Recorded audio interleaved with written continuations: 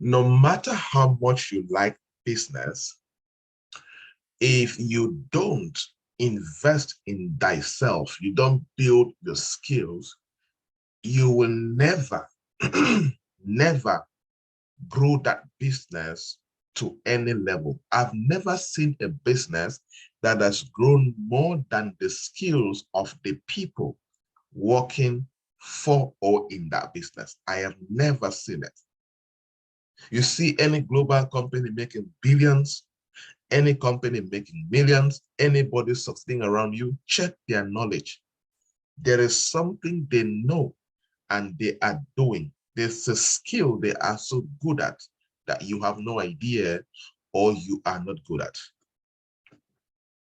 One sad thing in Cameroon and in Africa is we have many people who invest in the business first and don't intentionally invest in the person.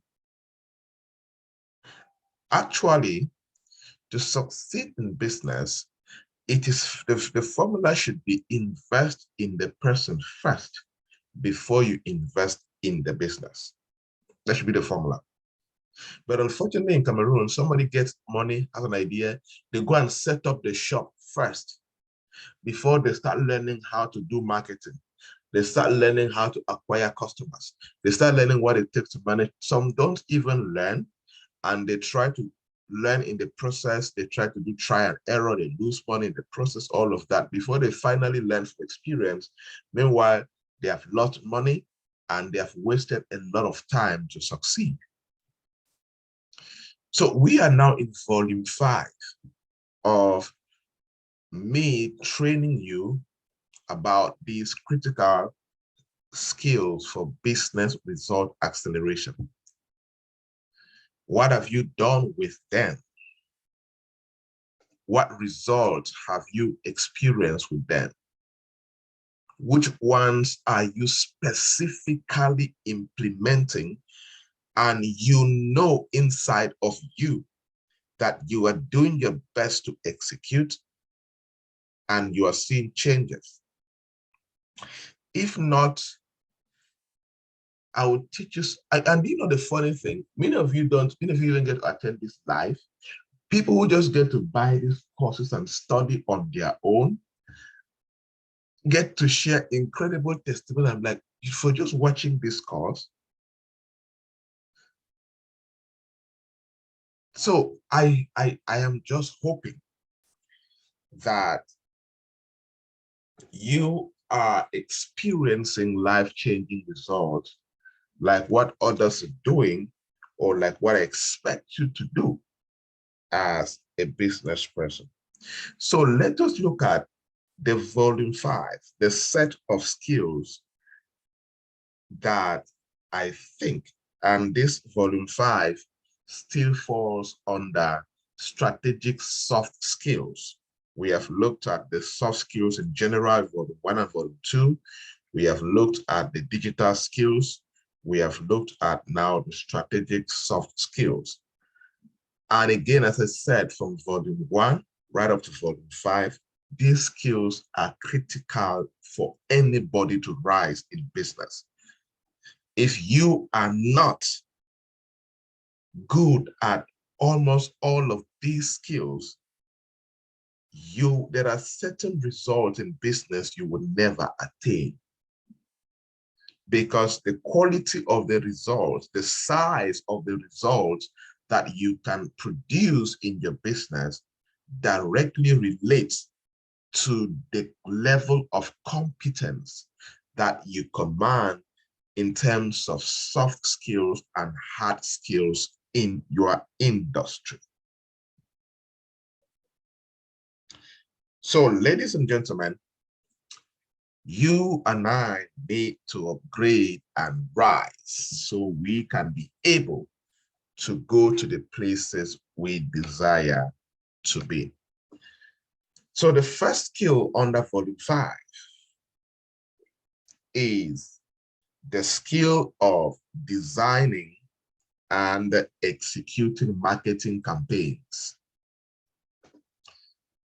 The skill of designing and executing marketing campaign.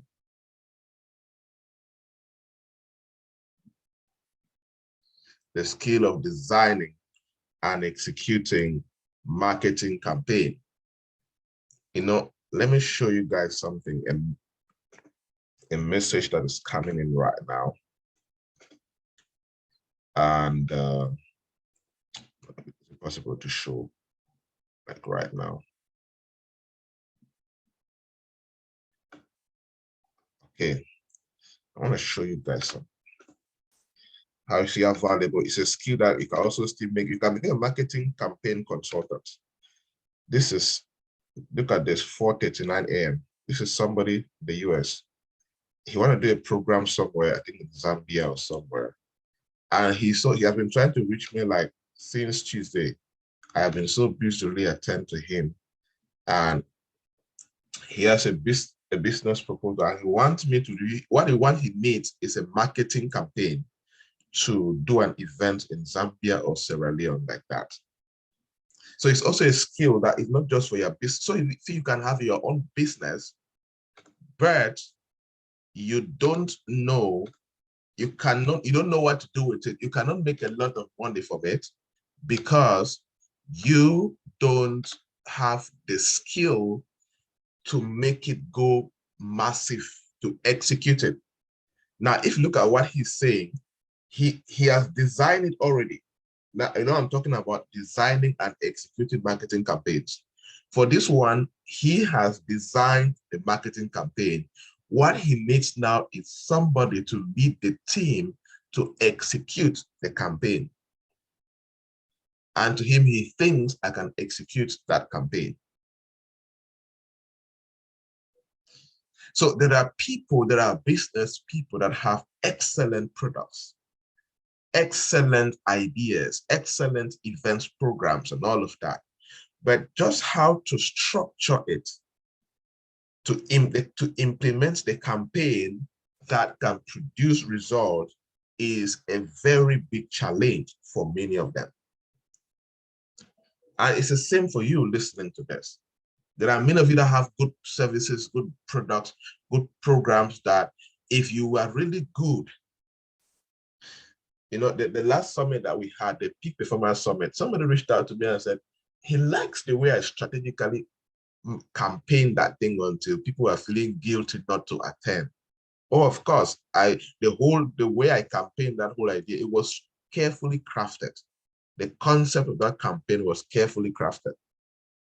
We had a sold out. We were looking at what, 200 people, we had 400 plus. The hall was full, people were downstairs and all of that. We carefully executed the campaign.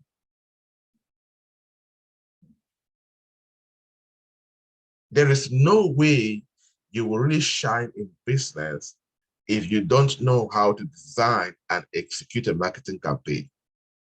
For people who have grown bigger, if you don't know how to supervise the effectiveness, you don't know how to supervise the effectiveness of your marketing campaign, because you can have a team that can design it, you can have a team that can execute it, but you need to be good at supervising the campaign to be sure that you're producing the right result. So you need to understand how to design and execute a marketing campaign. It will remain one of your most important skills if you must accelerate your business results and become more profitable in what you do. A marketing campaign, therefore, is a collection of marketing activities implemented during a set time frame. It's a collection of a themed or a specific marketing activities implemented during a set time frame. So marketing campaign, there's a time frame attached to it, and there is a theme. There is the marketing activities are themed around something particular. Okay, like for example, the last marketing campaign that I did was giving 29 of my courses as during Easter on discount, which I titled Massive Easter Discount for 29 of my courses. Now, everything I was doing during that season, Friday, Saturday, Sunday, and Monday, those 4 days, it was themed. It was themed around Easter. If you look at the graphic design I used, it was kind of red attached to it and all of that. So the color determined, the color chosen, the type of graphics chosen, the type of wordings chosen was themed around that event. Okay, let's say, for example, now I'm planning to do a campaign to sell my courses during Labor Day. So it will be within that particular season, maybe on the 30th of April, 1st of May, and 2nd of May, 3 days. And I'll craft content around Labor Day and select courses that relate to workplace efficiency or whatever, and I market around that period. And I'll do graphic designs that relates to Labor Day.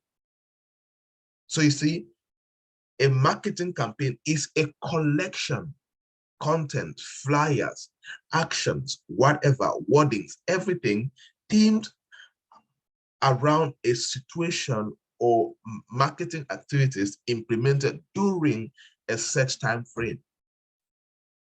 That's your marketing campaign.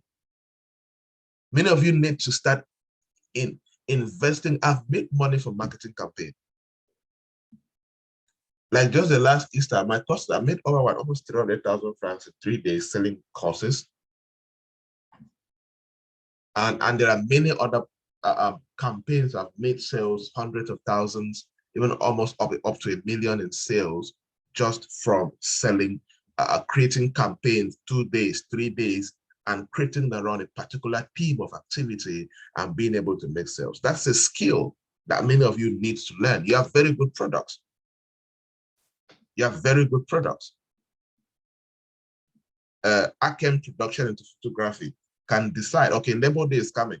Why not create a marketing campaign to do corporate photography for professional workers, instead of doing, let's say, a photo session, 2 suits for 15,000 francs. Why not do 2 suits, 5 pictures, 12,000 francs for 10,000 francs? And then you market it massively. And people starting in a day, you book like 50 clients, 10,000 times 50, that's how much, that's a lot of money. That's 500,000 francs. And one of the benefits of marketing campaigns that, yes, you may sell cheap at a cheaper price, of course, at a profitable cheaper price, you're going to make a lot of customers. There are people who are going to buy from you at that time because it's cheap. But when they buy from you at a cheaper price, they will now see the quality of your service. Of course, there are guys who have bought my courses cheaper, but they later on hired me to be their consultant for their companies. However, I've made more money. I sold to them at a cheaper price. I still made some profit, yes, but now I have made more money from them being a steady consultant. That's the ripple effect of marketing campaign. You see, somebody like Glory or Mirabel, who is into body cream, body lotion, and all of that. Okay, create a marketing campaign for women around Labor Day. Labor Day, women are going to dress well, go match, go do activities. Companies are going to organize parties for their staff and all of that. Like I'm planning to take my staff out on Labor Day for us to chill in a grill side and eat grill and have fun and all of that. Okay, market stuff around that. Look at some of your products that you can sell during that time that can make women look more beautiful or whatever. Create a campaign around that, market around the Labor Day. You see, boom, you're going to get attention. People love attachment. Human beings love attachment. So create the attachment and market it, campaign it around that situation. A marketing campaign focuses on selling a specific service with a special offer, discount, or bonus applied. Hear this carefully. I'm teaching you guys. See, I design a marketing campaign for companies and they pay me hundreds of thousands. I'm giving you some of my strategies to design this thing like this. So pick it out, use it for your businesses. A marketing campaign focuses on selling a specific service. Like, I'll give an example of my courses. The last Easter campaign, I selected just 29 courses. Of course, I have more than 100 courses, but I picked just 29 of those courses. You see, just 29. A specific offer. You don't just sell them, you speak an offer that relates that season. Like I'm talking about the Labor Day. I'm going to pick courses that only talk about maybe workplace environment because they're celebrating Workers' Day. Maybe a course that will teach executives how to be good leaders at work, will teach workers how to be good, productive workers in the office and all of that. I'll create a specific offer. A marketing campaign focuses on selling a specific service with a special offer for a discount, or you add bonus to it. What does that mean? It means, let's say I can pick one of my courses, I've maintained it for 5,000 francs, but I now say, okay, when you buy one course of 5,000 francs, you will get an additional course for free. That's that bonus applied when it concerns marketing campaign. And this is very important. And the marketing campaign materials are all themed or designed to stand out from the other day-to-day marketing activities. Yes, you must intentionally make sure that the marketing materials stand out from your normal daily marketing materials. So if you're doing a flyer, like for example, if you saw the flyer of the Easter discount, there was the word Easter there.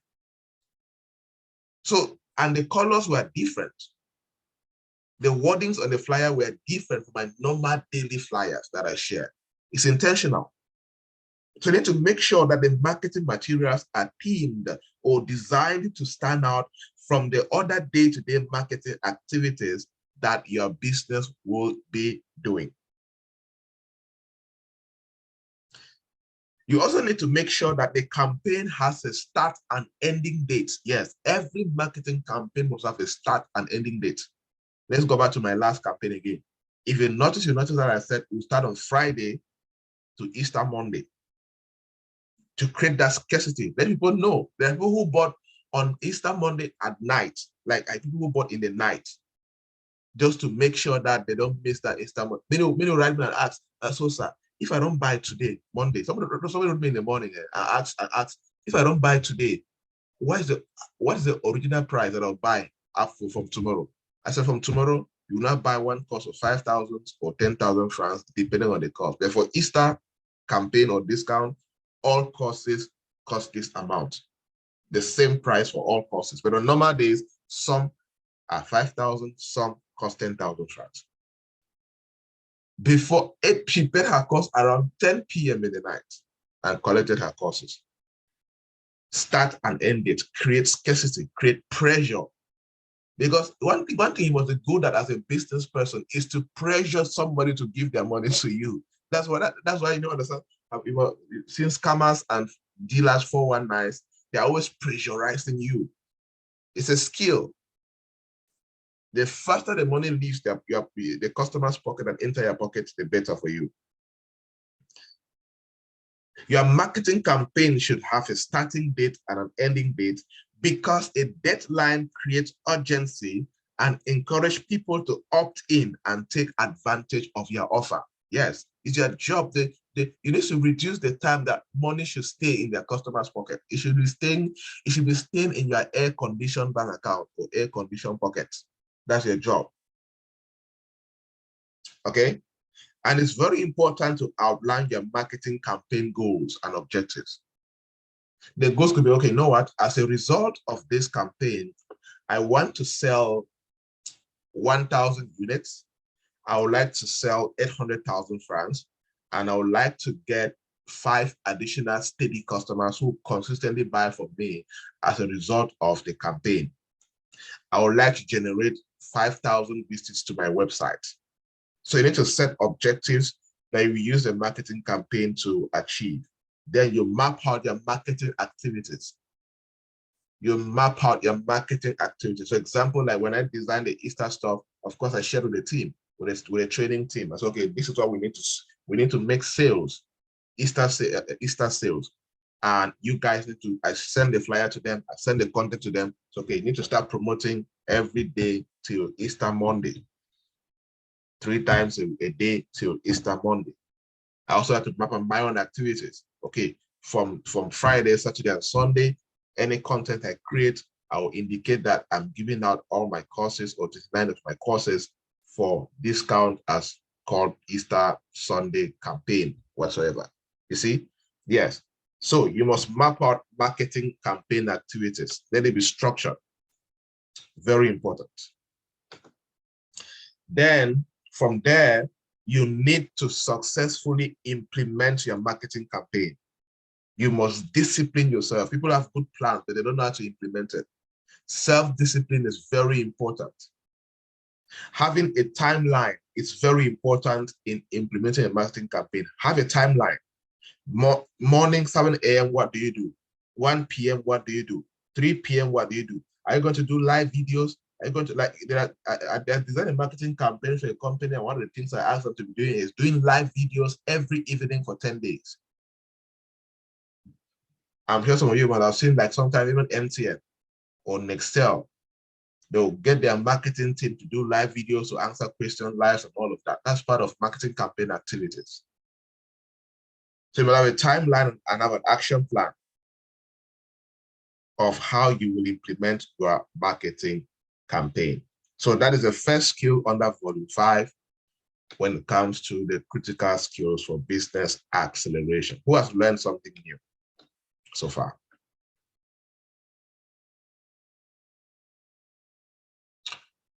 What new thing have you learned in that skill number 1? Let's go. What have you learned? What new thing have you learned?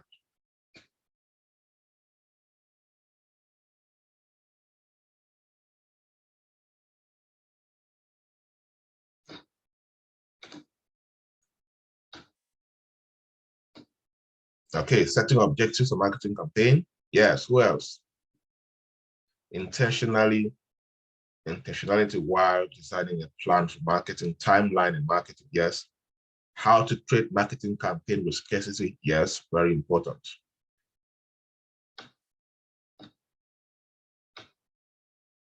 Entrepreneurs, focusing on selling a specific product or service, and of course, self-discipline, very important. Any entrepreneur who is not writing is sleeping. I have learned that marketing campaigns must have a beginning and an ending date. Very important. If you have never done a marketing campaign for any of your service or your company, indicate in the chat box. Let me see. If you have never done the way I've explained, you have never done something the way I've explained like this, indicate. Let me see. And I'll encourage you, for those who have never done it, I'll encourage you. The next big event, marketing campaigns links a lot to big events that people know. Like, you can do a marketing campaign for your birthday, for example. It sells a lot. It sells massively. If you have a lot of influence, a bit of influence, very powerful. Then Labor Day, I think the next big day that is coming is Labor Day. You can do a marketing campaign around Labor Day. Okay. Then any other big day, just see how you can create a campaign that relates to that day.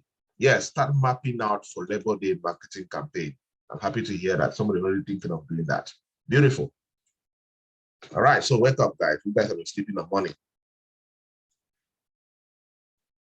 Skill number 2 under critical strategic soft skills for business acceleration is the skill of harnessing high growth market opportunities. The skill of harnessing high growth market opportunities. It's a skill, the skill of harnessing high growth market opportunities. If you must accelerate your business and experience results that will have a positive impact on your profitability, you will need this skill. You will need to know how to harness a high growth market opportunities. In business, great opportunities will always emerge. Opportunities where you can market more of your product, opportunities where you can sell a new product, opportunities for emerging markets, opportunities will keep on rising. Even like marketing campaign now, it's an opportunity for you now. Many of you have heard about marketing campaigns attached to a big event. That's a high growth market opportunity that you have heard now. What will you do with it? You need now this skill of harnessing high growth market opportunities to now implement it the right way and make money from that opportunity. That's a high growth market opportunity.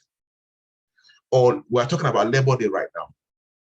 Creating a marketing campaign linked to the Labor Day is a high growth market opportunity. Now, but you need the skill of harnessing it, need the skill of taking advantage, executing it, and going forward with it until you see the results. And the fast pace of change is presenting new opportunities every day. As technology is changing, there are only opportunities coming. Of course, there are challenges rising, but you need this skill of harnessing high growth market opportunities when these things are changing.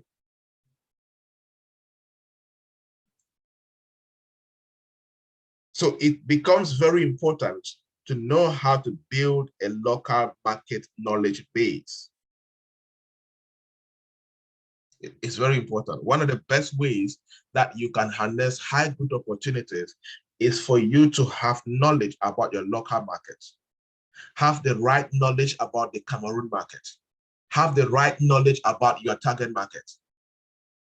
Like for you to design a perfect marketing campaign, you will need to have the right knowledge about your product, have the right knowledge about the target market, and have the right knowledge about the big day you are attaching the marketing campaign to. Then you will be able to harness that high growth market opportunity in that particular area. And an important element in harnessing, in this skill of harnessing high growth market opportunities, is that you as an entrepreneur, you as an executive, you are always intentionally looking for opportunities to grow. You're always looking for opportunities to grow. Oh, how can I increase sales? How can I increase profitability? How can we open a new branch? How can we introduce a better product? How can we improve the product to have better market? How can we improve on our packaging to have better competition? Your mind is always looking for opportunities to grow. You have so structured your mind in a way that you're always looking for opportunities to grow. Then that's how you develop the skill of harnessing high growth market opportunities. If you are there, you are just existing, you are just living, you just wake up and go to your business side how you are. You're not thinking about growth. You're not thinking about opportunities that exist. You're not looking at, you're just going and sitting there like that, you're just there. You're not intentionally looking for opportunities to grow. Then you don't have the skill of harnessing high growth market opportunities. And one of the ways that you can gain competitive advantage, or you can gain a competitive edge, is by harnessing high growth market opportunities. There are some of you that if you execute your Labor Day marketing campaign very well, it will enable you to gain a competitive edge over your competitors in that sector. Oh, yes. It will enable you to do that. Okay, like look at Cameroon right now. When it concerns Easter sales, for example, how many coaches, trainers, and consultants in this sector did Easter campaigns?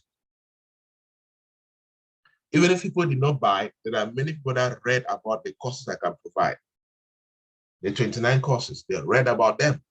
They said, okay, the Joybert has a course on this, on this, on this. So it has increased my competence in their minds. Tomorrow, when they are facing a challenge, they'll come and buy a course that they know I can provide.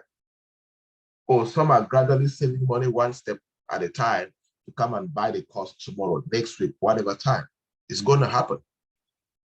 You see, so that campaign definitely increased my competitive edge because I harnessed a high growth opportunity.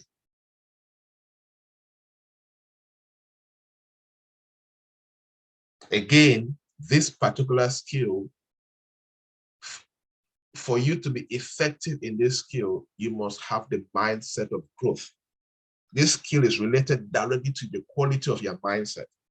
If you don't have a mindset that sees opportunities, you don't have the mindset that intentionally looks for ways to grow, you don't have a mindset that pushes strictly for growth, you will not be able to practice this skill of harnessing high growth market opportunities. If you are listening to me, comment in the chat box that my mind is always looking for opportunities to grow. Write in the chat box, my mind, my business mind. Yes, right? My business mind is always looking for opportunities to grow. Let's go. My business mind is always looking for opportunities to grow.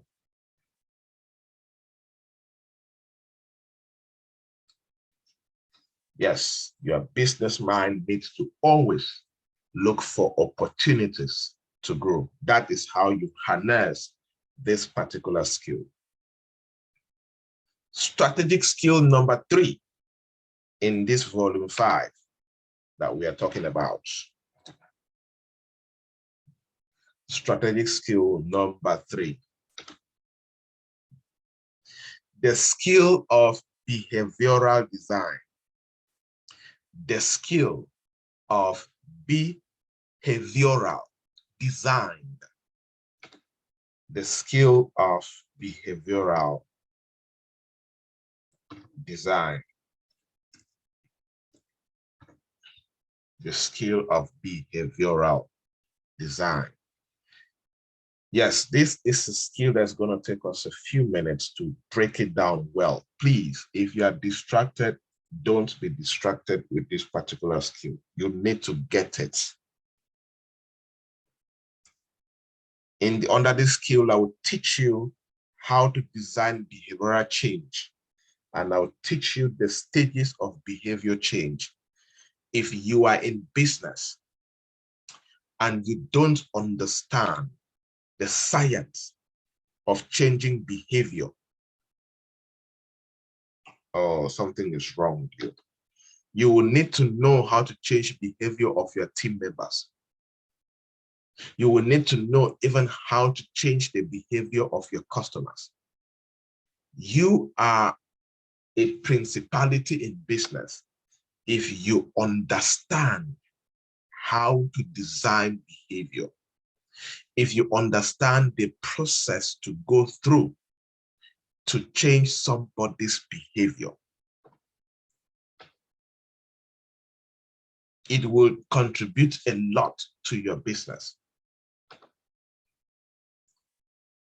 Behavioral design is a principality skill for all of you to know and to be good at, especially if you are listening to me and you desire to build a thriving dream company that will go places. You need to know how to do this.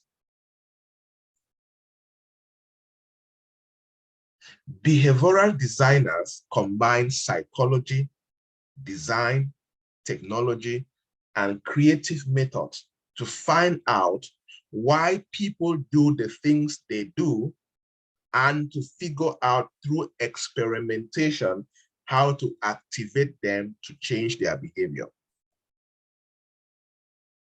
If I say that you have the skill of behavioral design, what I am saying is you are good at combining psychology. You have some basic information in psychology. I'm sure I've said it with you guys. I always, if you're in business, please read a book in psychology. Take a short course on psychology. Read something on psychology. You need to understand basics of psychology. You must not be an expert, but understand human behavior. It's very important in business. If I say you are a behavioral designer, it means you have the ability to combine psychology, combine the skill of design itself, combine technology, and combine creative methods to find out why people do the things they do. Yet you take time to study people using all of these to find out, why do people come late to work? Why do people quickly give up in life and in business? Why do people do this? I have done this why on many areas. I have tried to ascertain this why on many areas. Because for me to succeed as a consultant, for me to succeed as a coach, as a trainer, I need to understand why people do the things they do. Then I need to go a step further and figure out through experimentation how to activate them to change their behavior. Oh, there are many of you in this PPA that I have already ascertained why you do the things you do. Now I am just doing a couple of things to make sure I activate you to change your behavior. Of course, some of you have changed already. Some of you have changed already. And some of you are in the process of changing your behavior into the right one. How many of you know that you have changed your behavior since you joined PPA? Indicate in the chat box, let me see. If you know that you have improved on your behavior, you know areas where you're specifically improved in terms of behavior, indicate in the chat box.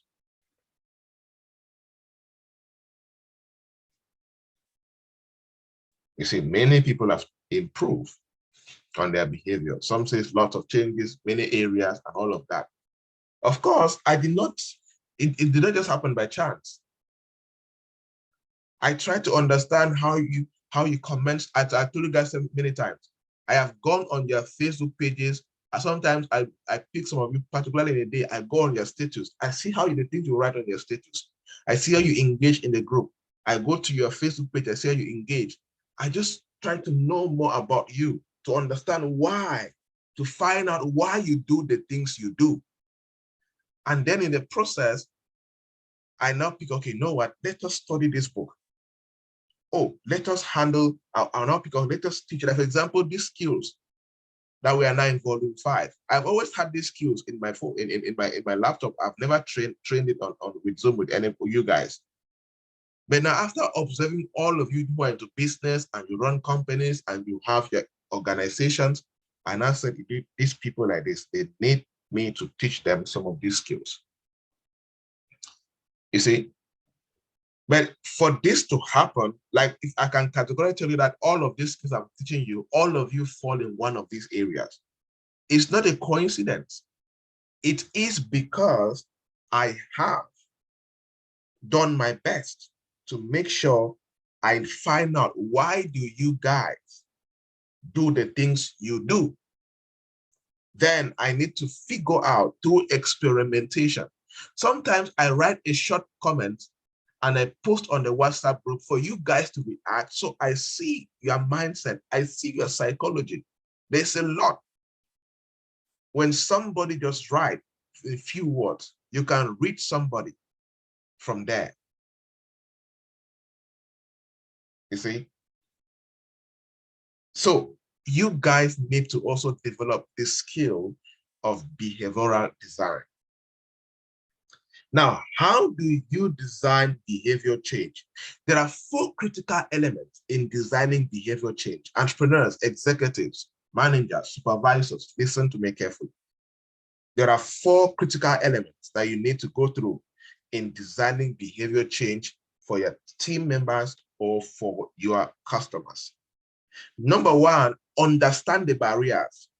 Why are people not already doing what you want them to do? Yes, Understand the barriers. Like, for example, people know that they need to be self-disciplined, but why are they not practicing self-discipline?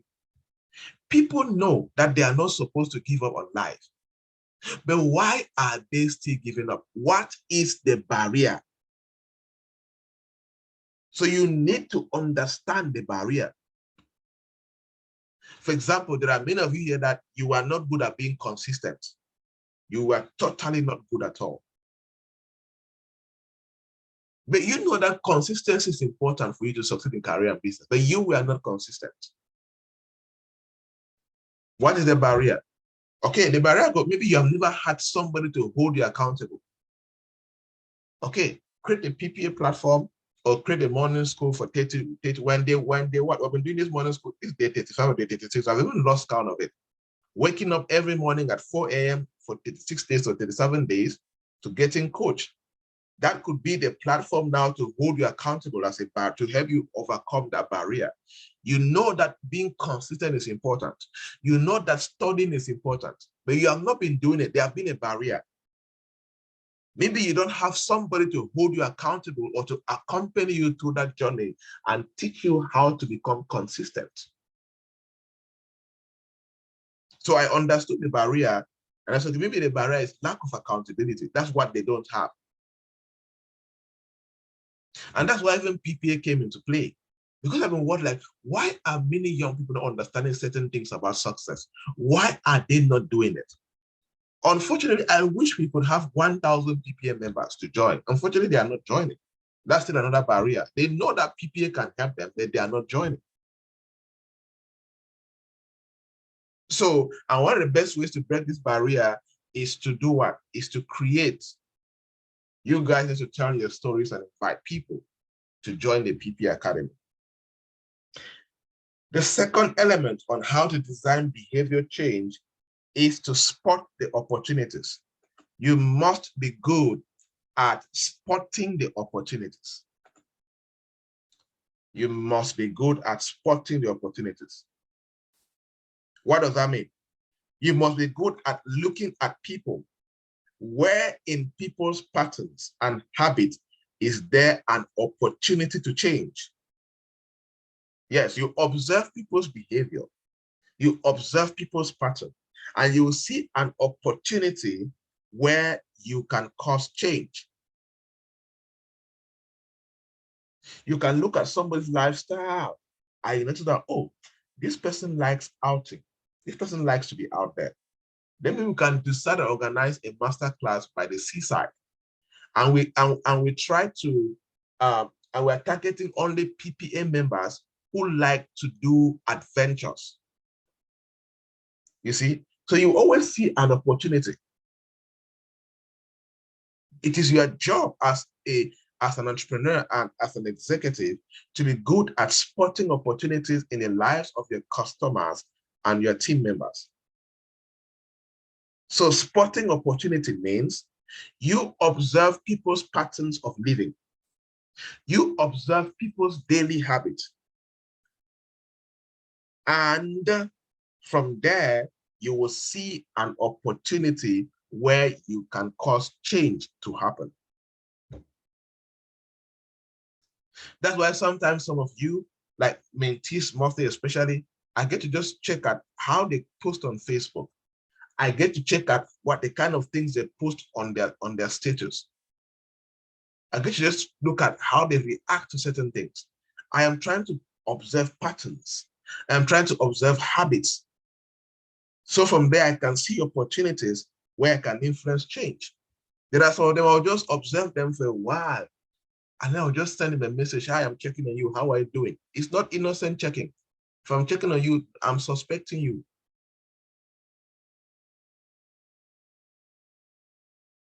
You see, you try to pick out, there's a pattern, look at their habits, look at their patterns, and then spot opportunities. You need this as a leader. Element number 2. Let's go to element number 3 on how to design behavior change. This is the element where you come up with interventions. You come up with interventions to initiate the change.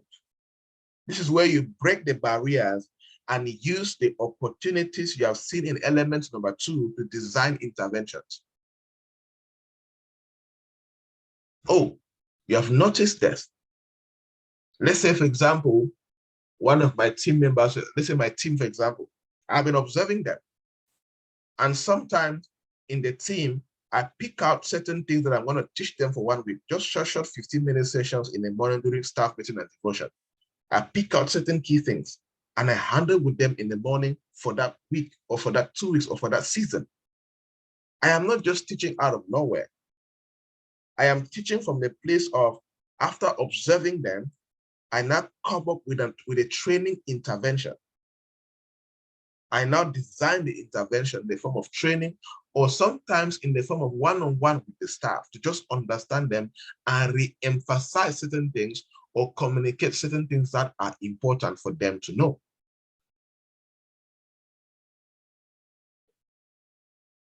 You see? So you must be good at coming up with interventions.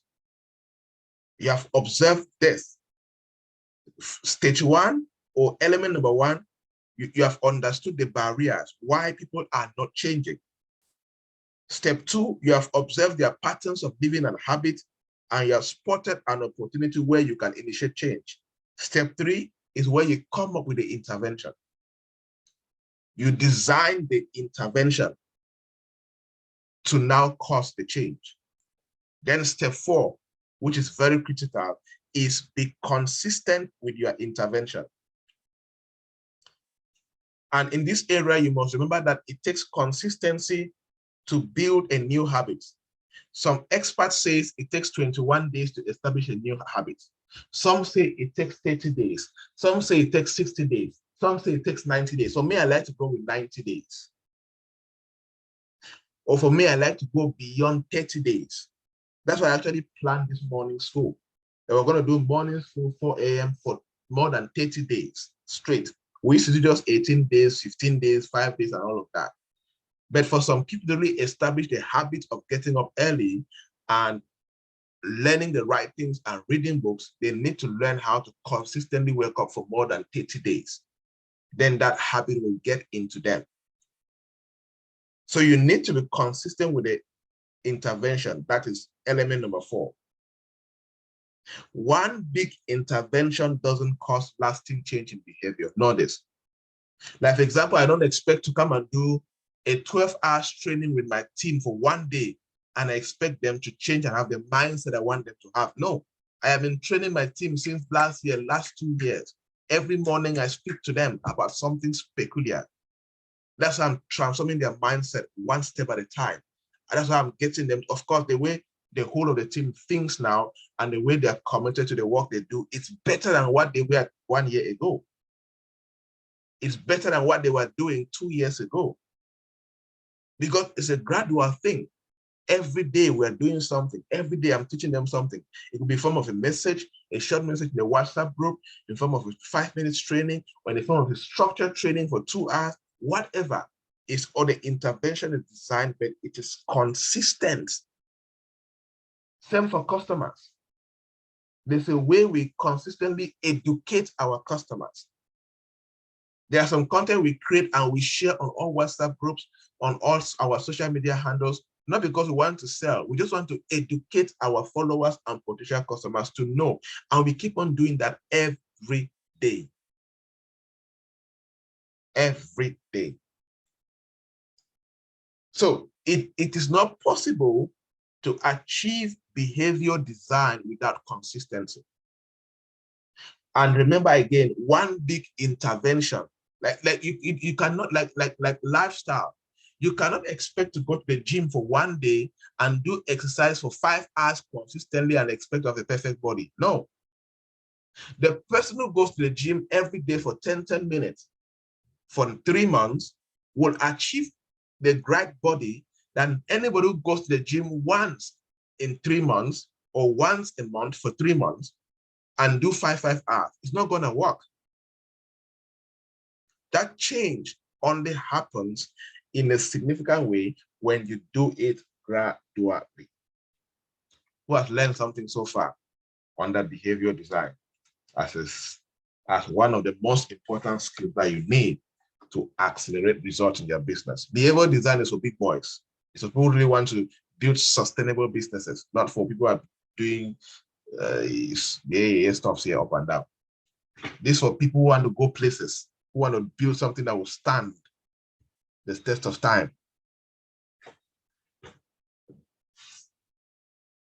Okay, now let us look at the stages of behavior change. Because you need to know this so you understand the stage at which your team member is, or the stage at like this. There are certain behaviors that I want all of my mentees to develop. And all of them, I know the stage where they are. And there are some that stay in one particular stage like for months. They are not growing, they're just there.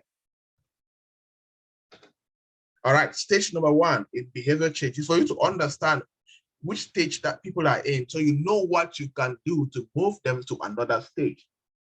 Because if you don't know which stage your team members are, which stage your customers are, which stage your clients are, you will not be able to initiate the right interventions that can lead to that transformation you are looking for. Okay, stage number one when it comes to behavior change is pre-contemplation. Pre-contemplation. This is the stage at which there is no intention to change at all. There's no intention to change behavior in the foreseeable future. Many individuals in this stage are unaware or underaware of their problems. Like, for example, I have mentees that, my mentorship is in levels. In level one, when they took the courses to go through, the mentorship material to go through, as they received the courses, they have never gotten back to me. They paid for the mentorship, received the materials. They have not started day one of the material, nothing. And I write them, we just reply, oh, life is okay. They're doing nothing about it.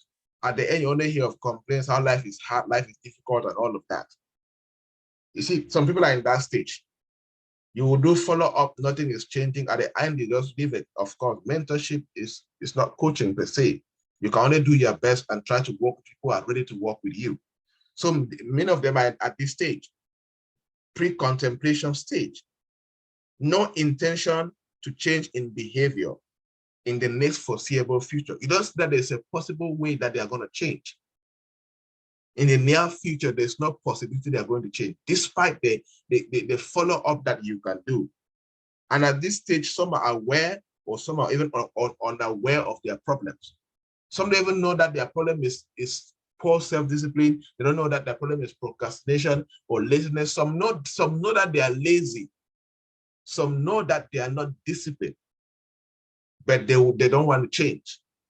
It's called pre-contemplation stage. I'm sure if you look at some of your clients or whoever you're working with or your team members, some of them are at this stage. Number two is contemplation stage. Stage two is contemplation stage. This is the stage which your team members or people are aware that a problem exists and are seriously thinking about overcoming it, but have not yet made the commitment to take action. Yes, this is a stage where, like mentees, for example, they know what they're supposed to do. They know what I expect from them as their mentor, but they're still thinking about overcoming it, and they have not made up their mind to take action. They have not made up their mind.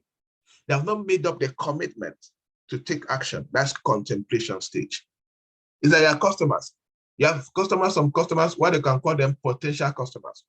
They know what you can do. They know that you exist. They know where your office is. They know where your shop is. But they're still buying from other people. They're still seriously thinking about overcoming that.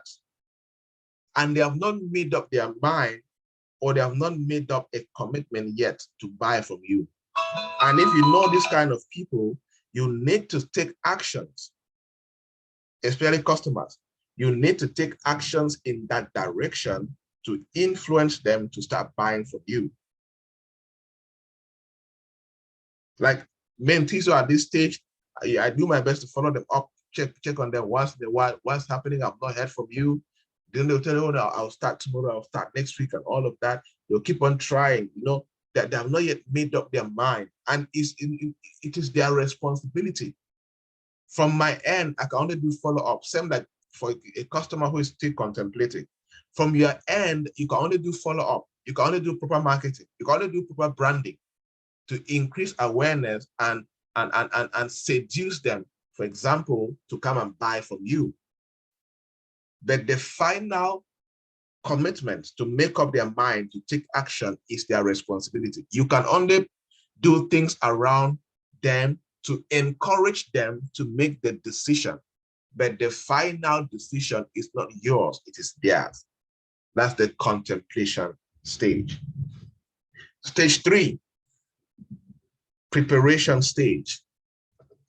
If you are following carefully, write preparation stage. Preparation stage. If you're following and not sleeping at 5 a.m., write preparation stage. Now, preparation stage is the stage that combines intention and behavioral criteria.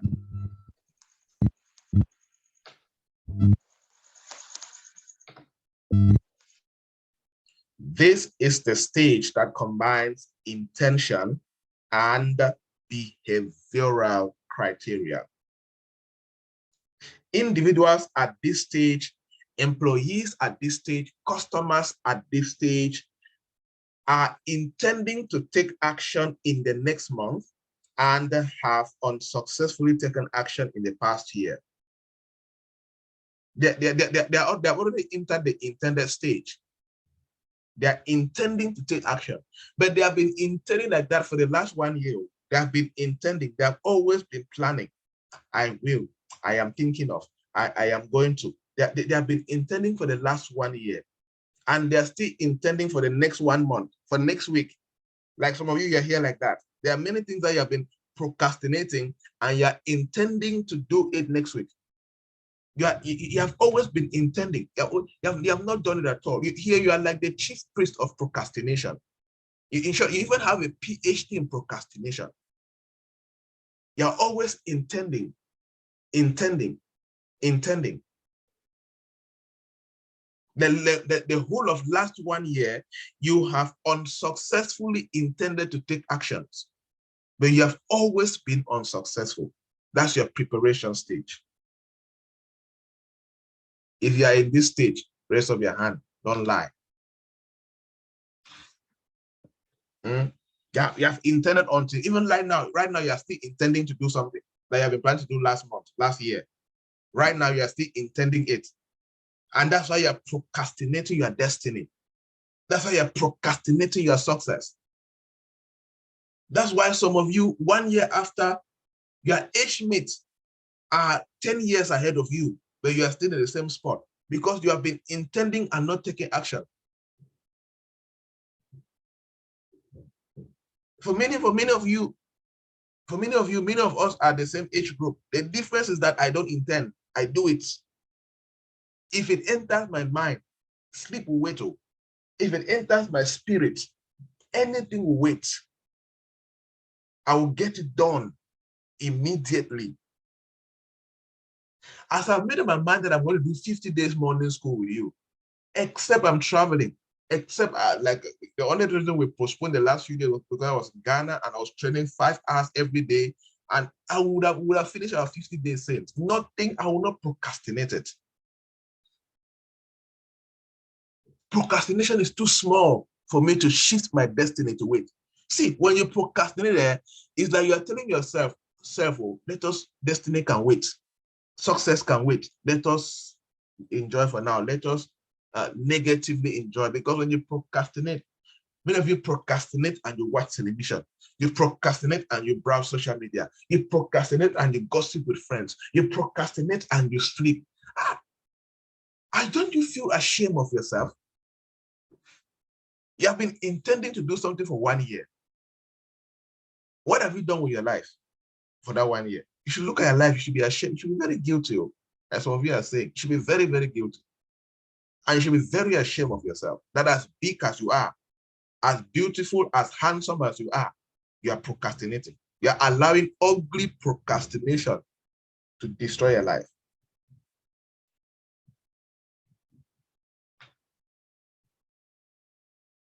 People, you need to leave from stage 3. Stop preparing. You have prepared too much. Some of you have been preparing for 2 years. Like a boy who is crushing on a girl and been planning to tell that girl how he feels for 2 years. Until today, he has not done it. And then they will say on the street, Pa, if you don't tell that girl how you feel, you will carry water for knock. So many of you need to leave procrastination stage today. Yes, procrastination is too small. Procrastination is too small to shift your destiny. See it like that. If you see the way even to today, guys, I always feel like shit. Of course, the body is designed to. It's not every day I feel like waking up from bed, of course. But I'll talk to myself, sleep, you are too small to hold me back. You are too very small. This bed, you are too very small to hold me back. Guys, you know that there are some days I sleep on a chair.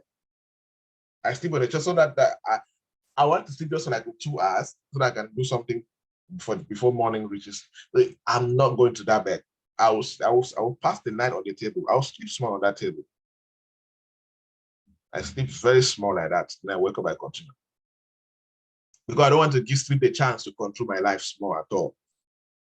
When it's time to rest, I will rest. So some of you, if you are not careful, you keep allowing procrastination to control your life. When Forbes were announcing some of us as the richest Black people that ever existed, you say, but I knew these guys. We were together in PPA. And I'll ask you, what were you doing with your own life? Even here, it's already happening. There are some people, the kind of result I'm seeing in their life. Oh my goodness. I am so proud of some of you guys. Like some of you, just between January and this April, how some of you have grown. So it's so inspiring. So inspiring.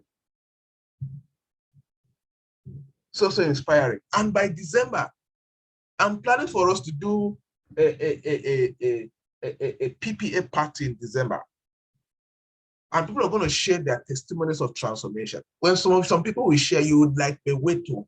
Then at this same PPA where they do so. The difference is that the same person is teaching you and coaching you. You receive the same information. The difference is in the implementation. The difference is what they go and do immediately after listening to me. That's the difference. It's the same like this morning school. PPA is 100 and something members. People have paid to be in PPA, 100 and something. But since we started the morning school, we have not had more than 90 people in the morning school. But everybody in the WhatsApp group. Everybody is in the WhatsApp group. And we share the link to everybody to join, for everybody to join. But of course, not everybody's joining. Some people are joining now at 5:30, when others have been in the group on the call from 4:20. But some are waking up at 5 a.m. and then just for them to leave their bed and join the Zoom, they take another 30 minutes. And then they come and collect half knowledge. And that's why they have half success. They have half manifestation. Everything in their life is half, because they're never doing things completely. You guys, if you don't leave the preparation stage, there are some results in your business you will never manifest. Stop intending for too much. You have intended since last year. Nothing has changed. Today, you're still intending. Go and start doing it today. Go and start small. Stage 4. Stage 4. The action stage. If you have sincerely left stage 3, if you have been convicted by the things I've said in stage 3, you now need to move to stage 4. This is the stage where individuals modify their behavior. If you have been really convicted, I want you to modify your behavior today. What behavior do you need to modify? Some of you, you will need to modify your sleeping behavior. You will need to modify your movie behavior. You watch 2 movies a day. Jesus Christ. Where do you get that kind of time from? So you watch football, you watch all the football matches. You spend 90 minutes watching a live match, then you spend another 90 minutes watching a replay. And you're a young man who is under 30, or you're a young man, you have clocked 30, you don't have 10 million that's your own, but you're 30 years old. And actually you celebrated the 30 years old. Lord, thank you for 30 years. Meanwhile, you're thanking God for wasting the life he has given you. Procrastination has eliminated all the potential he gave you. And you're opening your mouth and thanking God.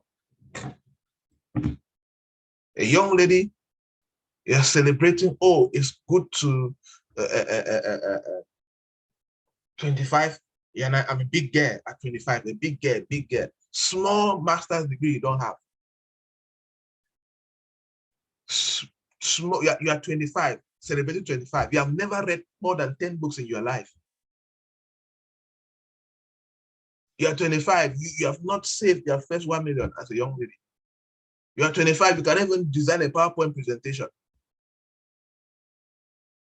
25, don't have an international passport. Yeah, and you are celebrating 25 years, but thank God for life. What have you done with the life there? Thank God with it, first of all. God doesn't need that. God needs to make good use of the life. That's how God wants to thank God with it. As I always say, the life you have now is God's gift to you. What you do with that life is the real thanksgiving to God. It is results that a life manifests that brings glory to God. That's when thanksgiving has power, has spiritual power. Don't be yayashous, empty noise, procrastination, laziness. Everything about your life has no plan, it's not organized. And then you wake up and you go to church on tomorrow, Sunday, and you're thanking God for life. What a waste.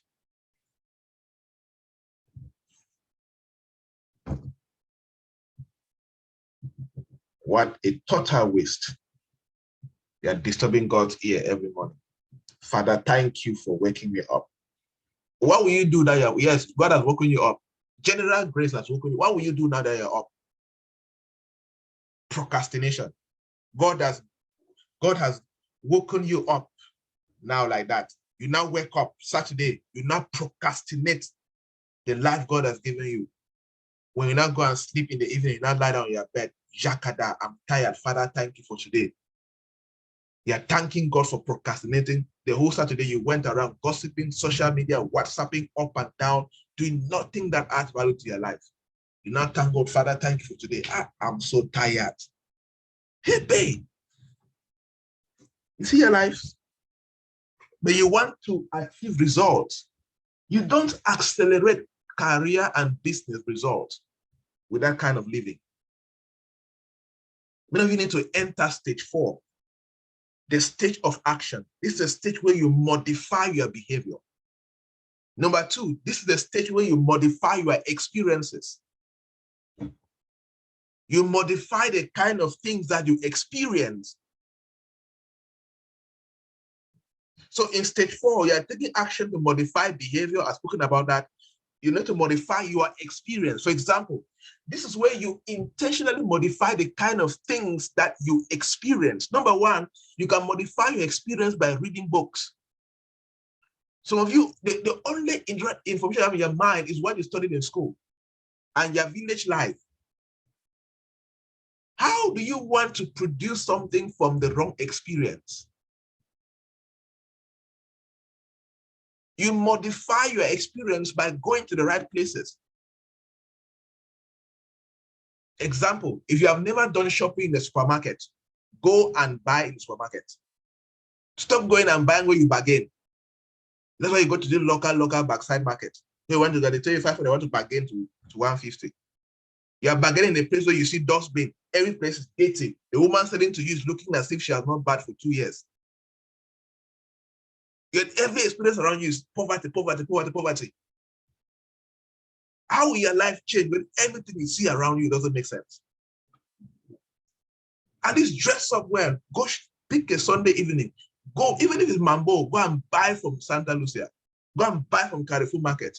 Go and buy from the mall. Go and buy from somewhere that makes sense. Backside market every day. You are 25 years old, backside market every day.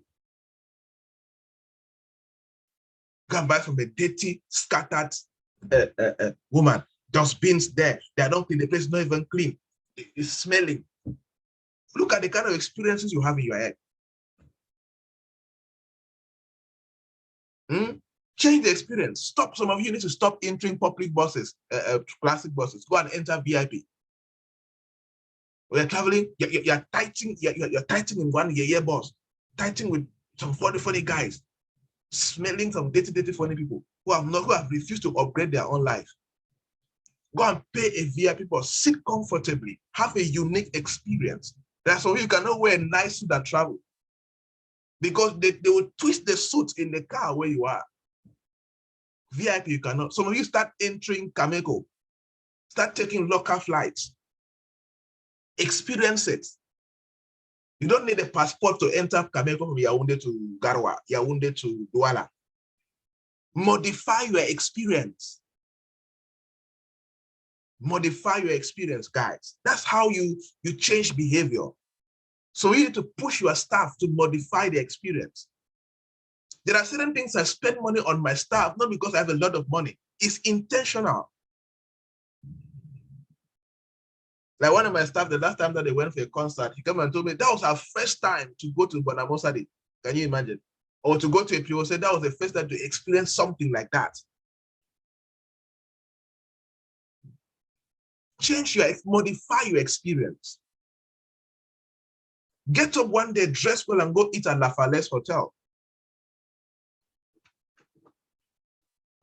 Intentionally modify your experience. I was telling my manager yesterday that there's a place I'm planning to take them in Bonamosadi, where I'm going to take them for Labor Day. Very beautiful. It shows wealth and success, nice, well decorated. It shows some level of class. I want to take them there. And I've spoken to some of my friends. They'll give me the 2 Prado. They'll carry them in their Prado. They'll come and they'll take them in the Prado. They go drop them off there. When they're done eating, they take them in the Prado, bring them back in their house. That's experience modification. I want to do it intentionally like that. I've asked the guys, I'll need your cars on Labor Day. I don't need for long. Just come pick my people, drop them off there. When I'm done, I call you guys, come pick them, drop them there where they can go to the house. Let them enter Prado. Go and eat in a place that is classy, portrays wealth. When they're done, I don't want to do twisting in a taxi here and there. Then they get a taxi, they get into the Prado, come back home. It will put something in their head. I always say something. If you work with me, and many of them will not end up with me. Some of them, they're probably working and looking for a better job someday. No problem. Life happens, right? So, but I want to give them, you have an experience. Of course, one of my dreams on a plan to start to do what? Start taking them out yearly. Well, on your yearly annual leave, you leave the country, go for annual leave. The company sponsors their flight ticket and your hotel in the country. You go there and you stay there for a week or so. You learn something. We talk with the company there. You go and do internship there. You see how they do things there differently. You see the country there differently. You see how people behave differently. Behavioral modification. Then you come back. That's how you change your behavior. Some of you need to wake up. You're producing the wrong things, wrong characteristics, wrong actions, wrong results, because you have the wrong experiences. And then the last thing you need to modify is your environment. Modify your environment, which links to experience sometimes. As I was saying, stop buying in back markets. Go and buy in the Santa Lucia. Go and buy in the supermarket somewhere. Change the environment. So you need to change the quarter where you live. So we need to change the kind of house we live in. Go to a story building. We need to change it. Or change the quarter totally. Or change the live. If you live in a calaboose, find a way, work hard, live from there, be intentional about it. Live from there to a story building, to a better house. Change the environment. Change the places where you go to.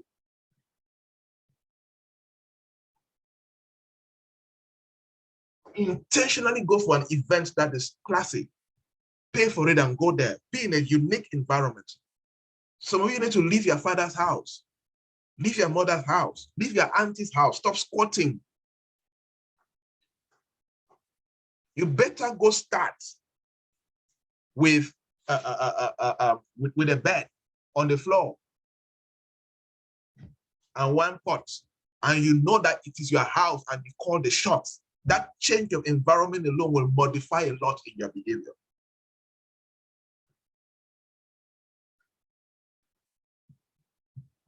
And for all of this change to happen, for action to happen, you need commitment of time, energy, and resources.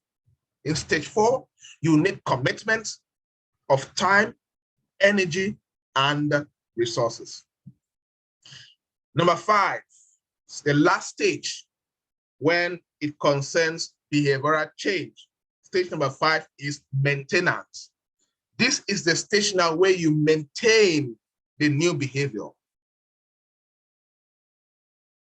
This is where you work so hard to prevent relapses, prevent from going back. Prevent from going back to your old self. Maintenance stage.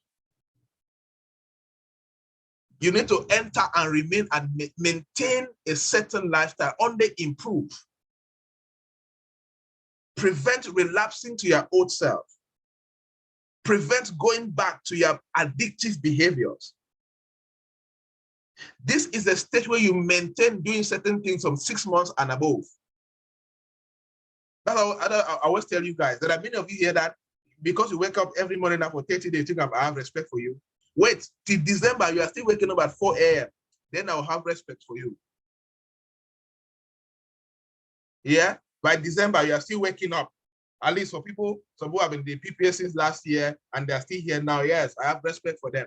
People like the Mispas, let me look at those names. Mispa, Melvis, Mr. Sama.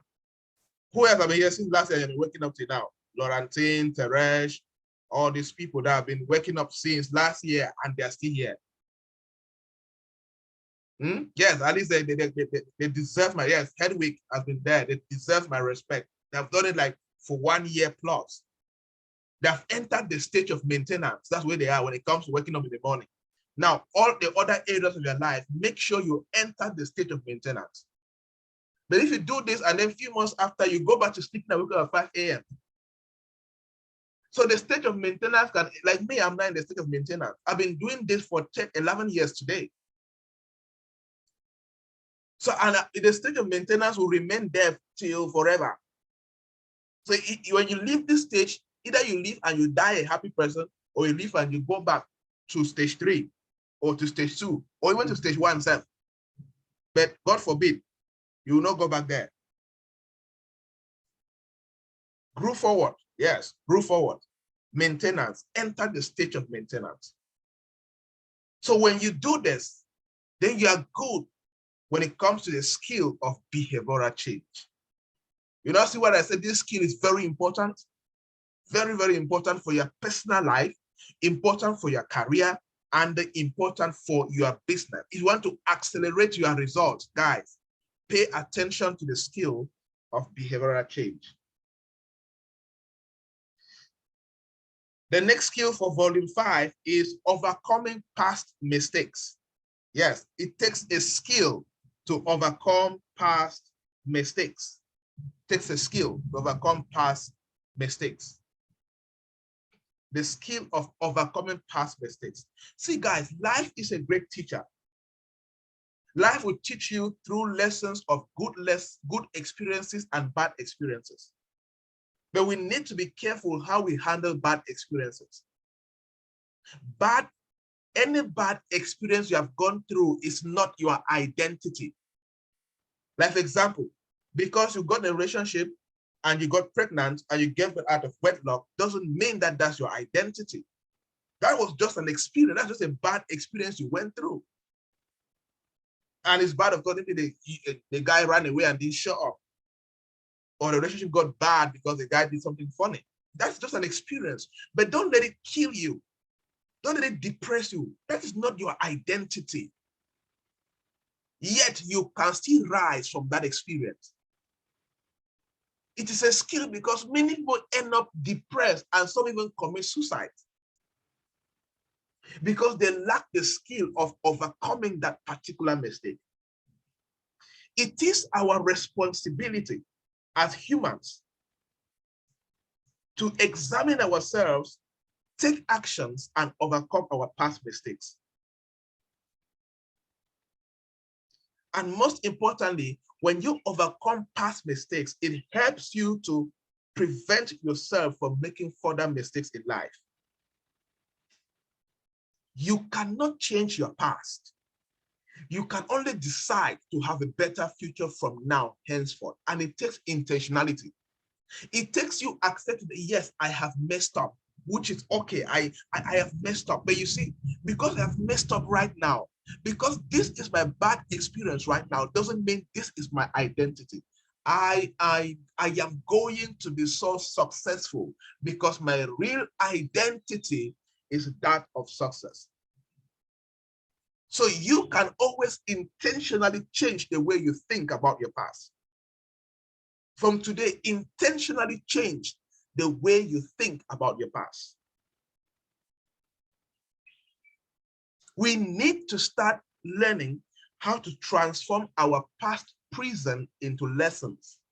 Your past is your prison, but you can pick out lessons from that prison and build a better destiny for yourself. It takes intentionality of the mind. It takes intentionality of the heart to forgive yourself and forgive that past mistake and choose to believe in your future possibilities.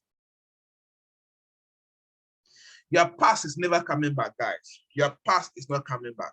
What is coming for you is what is ahead of you. So look to that direction. Look forward. That past experience, it has happened. You have the power to alternate your life and build a better life for yourself. Of course, we all have negative past experiences. I have a negative past experience. The difference is I did not allow it to become my prison.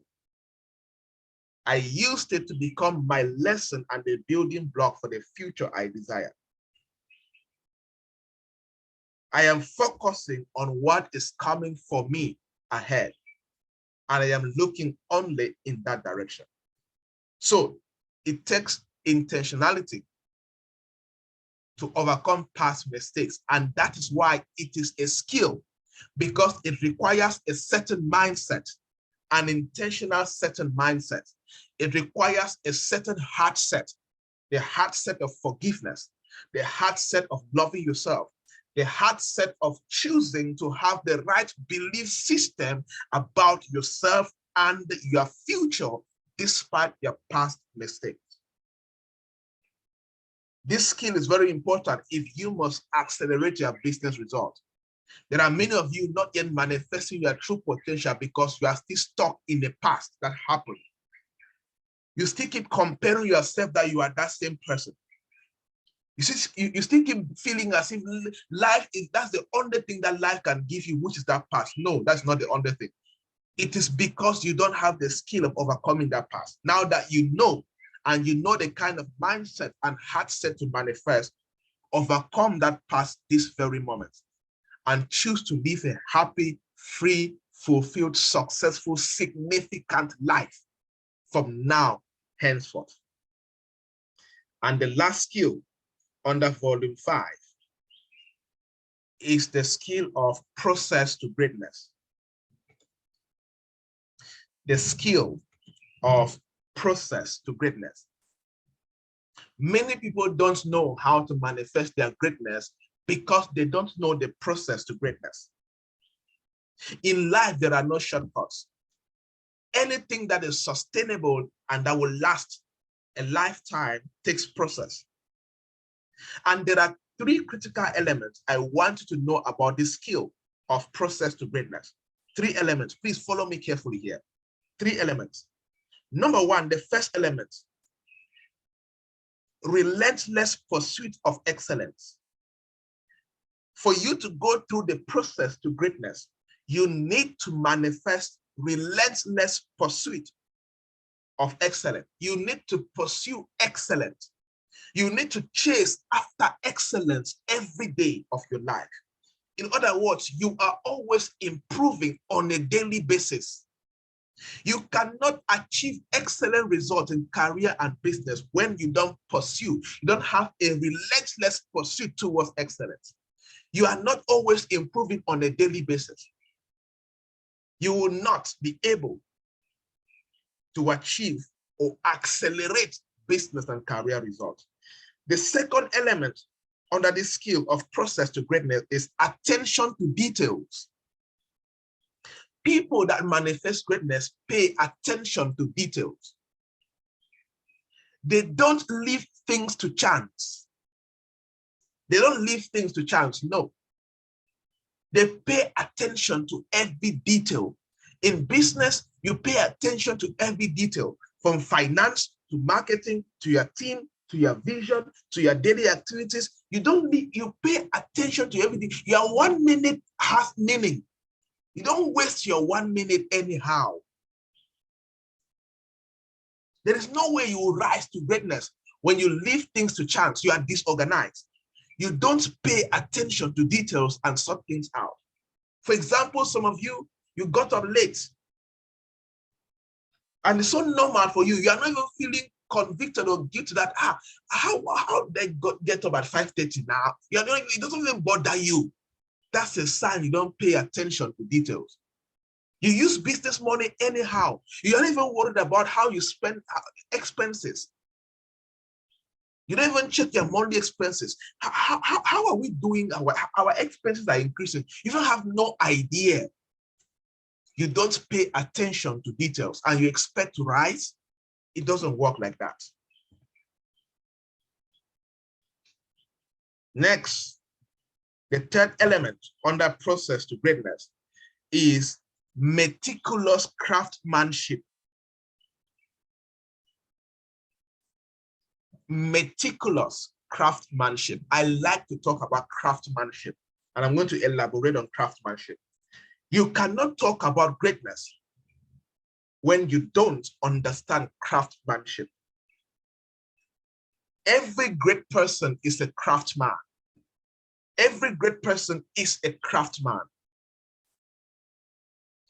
The concept of craftsmanship in career and business talks about the ability to produce something that impresses a client. You are so good at something. You are so good at the way you design and produce something that the client looks at it and say, wow, this is absolutely exceptional. That's craftsmanship. You are so good. I spoke somewhere on business strategy. It was a big event. I think it was in Kenya. And then one power walked up to me and said, at your age, you're already a craftsman. I didn't understand that time. I didn't understand what it meant. Say, at your age, you're already a craftsman.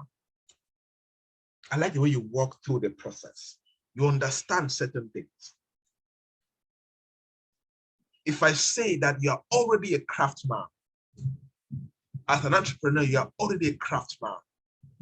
As an executive, there's a way you lead your company. There's a way you lead your team.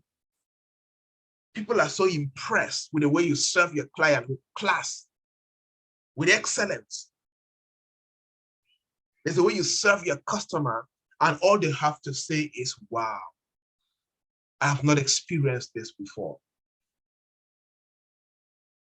Craftsmanship is the quality that comes from creating something with passion, with care, with attention to details, and with dedication. That's craftsmanship. Craftsmanship is what is the quality that comes from creating a product, from creating an experience with passion, with care, with attention, and with the commitment of excellence. It is quality that is honed, refined, and practiced over the course of a career. And this is one thing about craftsmanship. You cannot call yourself a craftsman when you have not been doing that thing for at least 7 years. Craftsmanship is honed and refined with time. And according to research, it takes a minimum of 7 years to be called a craftsman at anything. Are you a craftsman in your career? Are you a craftsman in that thing that you do?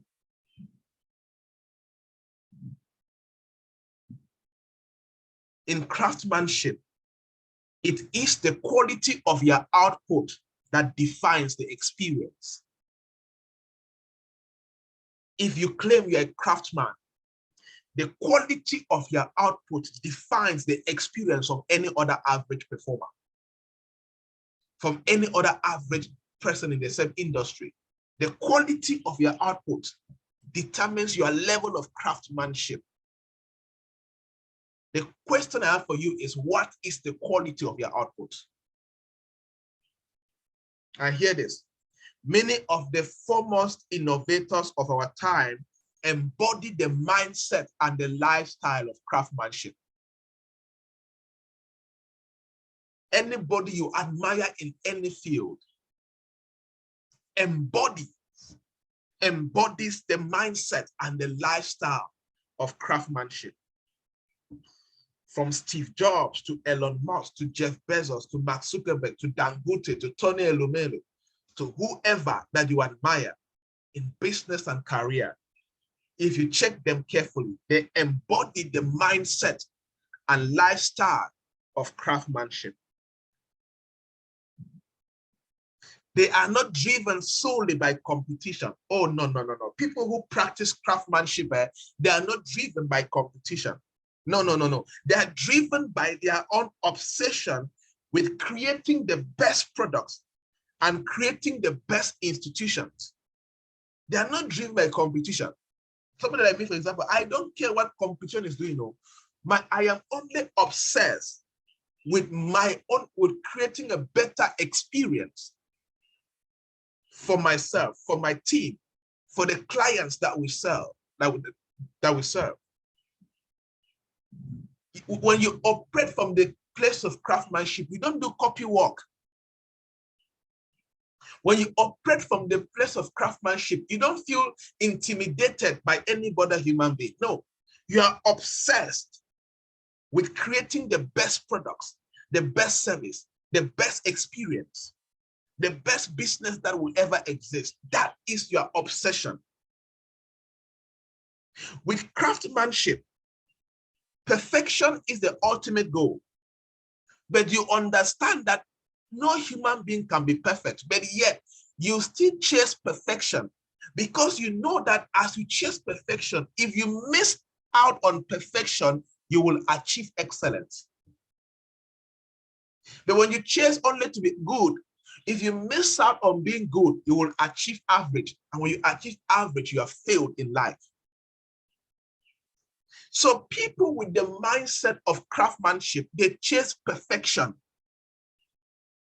But they know that, yes, I know I am human. Only God is perfect. But you know what? I will still chase excellence. I will still chase perfection. So that when I miss out on perfection, I will fall on excellence. That is the mentality and the lifestyle of entrepreneurs and executives who practice craftsmanship.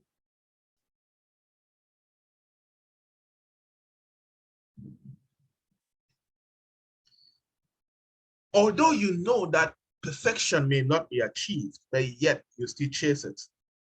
I like this quote by the co-founder of Rolls-Royce. If you don't know what Rolls-Royce is, Rolls-Royce, you need to go and repent. One of the most expensive cars in the world. One of when you look at that car, the first time I saw a Rolls-Royce Phantom physically, the beauty, I saw with a friend, and my friend exclaimed and said, "This car is more beautiful than my wife." He's married. So he likes cars like me. He likes those kind of cars like me. He exclaimed, "That car is beautiful. That car is classic, is sleek, is exceptional. And that car is made with the hand. It is one of the highest craftsmanship globally, a Rolls-Royce car." The co-founder of Rolls-Royce once said, "Strive for perfection in everything. Take the best that exists and make it better. If it doesn't exist, create it. Accept nothing nearly right or good enough." Let me repeat that quote again. Very powerful quote. Strive for perfection in everything. Take the best that exists and make it better. That means if you enter a place and they tell you this is the best, with a craftsmanship mentality, you make it better. You serve your client today and they say, "Oh, I enjoyed the service." Tomorrow, make it better. That's craftsmanship. And he continued to say, if it doesn't exist, if the best doesn't exist, create it. Are you in a place where the best doesn't exist? Create it. Are you in a family where the best doesn't exist? Create it. Because you're a PPA member who understands craftsmanship. And then he concludes by saying, accept nothing merely right. Accept nothing that is good enough. No, go for the best. If it's the best, go for better.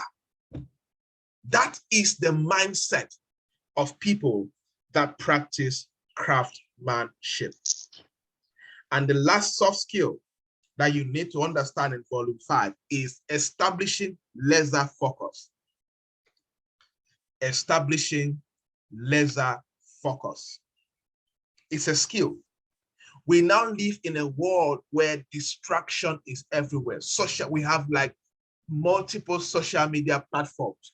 We have all kinds of gadgets. We have all kinds of movies being announced every day. So we are all surrounded by distractions. It now takes the skill of focus, the skill of what I like to call established laser focus, for you to have movies around you and refuse to watch and focus on important things. Being better with your time and working more efficiently will kill distractions.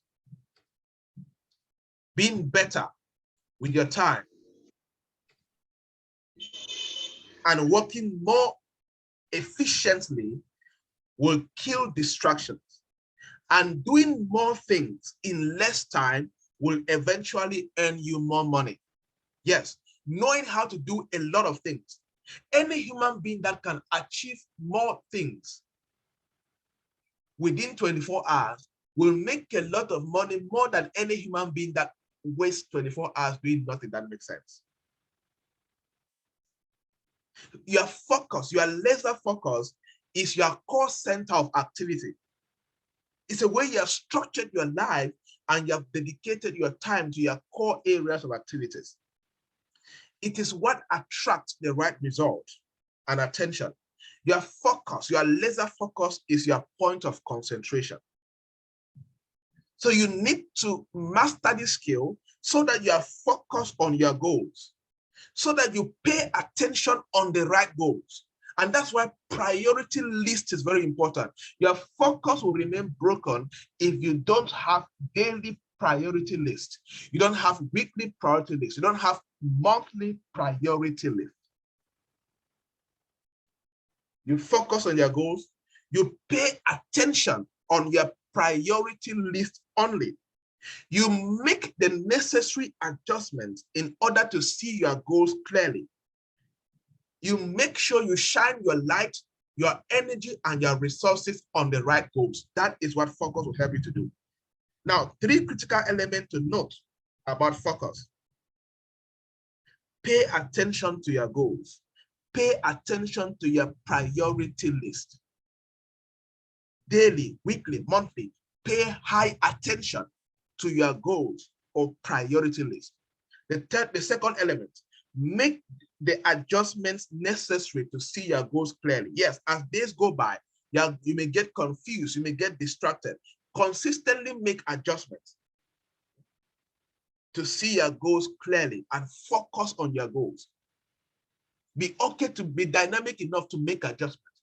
If you notice you are falling out of your goals, make the adjustment and fall back on your goals. The last element, shine the light on your goals. Learn how to shine the light on your goals. Learn how to dedicate your energy towards your goals. Learn how to dedicate your resources, your money towards the right goals. When you do this, you will definitely rise and accelerate business and career results. All right, everybody, that is it on our series on critical skills for business result acceleration for entrepreneurs and executives. And we have gone through 5 volumes already. If you manifest all of these skills, no system on earth can hold you back. No witch can hold you back. Your village people can gather and do fasting and prayers against your own success. Yet you will still rise because you are well equipped to pull down anything that wants to stand on your way. All right, people, we can get some comments and questions and we'll round up. Cheers.